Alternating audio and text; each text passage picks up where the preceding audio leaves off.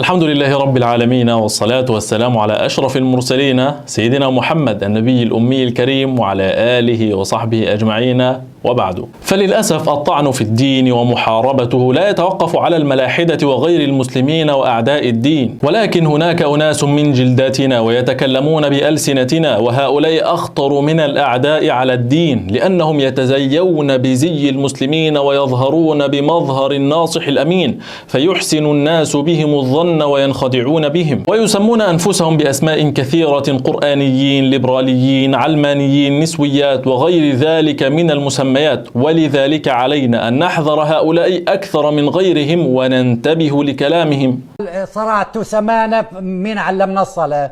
يا أخي نوح بيعرف الصلاة قبل محمد صلى الله عليه وسلم. لسه إزاي؟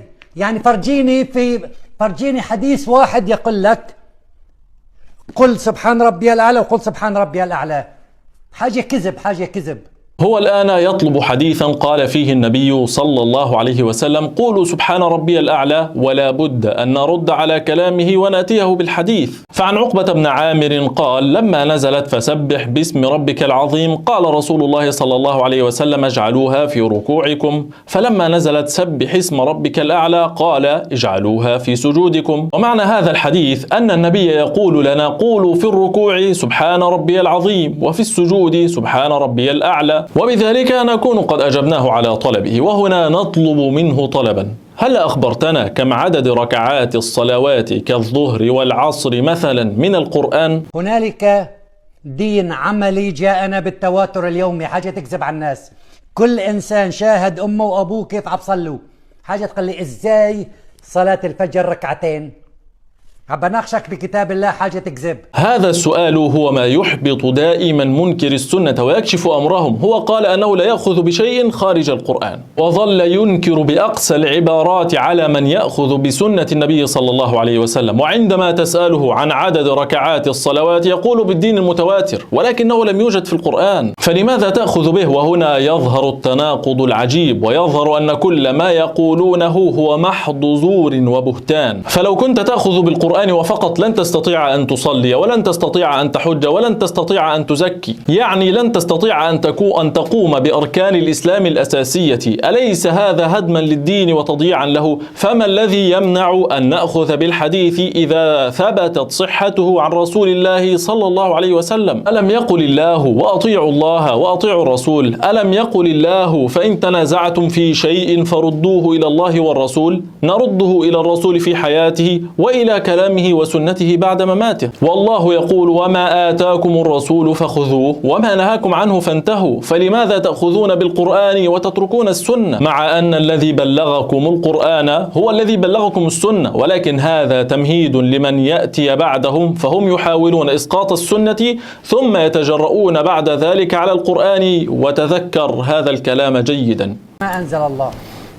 أي أحد فيكم عنده الجرأة يطلع يناقش الآية السادسة من سورة الجاثية: تلك آيات الله نتلوها عليك بالحق فبأي حديث بعد الله وآياته يؤمنون؟ طبعا هو هنا يقصد أن يقول: كيف تؤمنون بالحديث والله عز وجل يقول فبأي حديث بعد الله وآياته يؤمنون؟ فيزعم أن المقصود بالحديث في الآية حديث النبي صلى الله عليه وسلم، وأن الله ينهانا أن نأخذ به. وهذا سوء فهم واضح. فلو قرأنا الآيات السابقة على هذه الآية لظهر خطأ هذا المتحدث وتبين لنا المعنى الصحيح. فالله يقول: إن في السماوات والأرض لآيات للمؤمنين وفي خلقكم وما يبث من دابة آيات لقوم يوقنون واختلاف الليل والنهار وما أنزل الله من السماء من رزق فأحيا به الأرض بعد موتها وتصريف الرياح آيات لقوم يعقلون.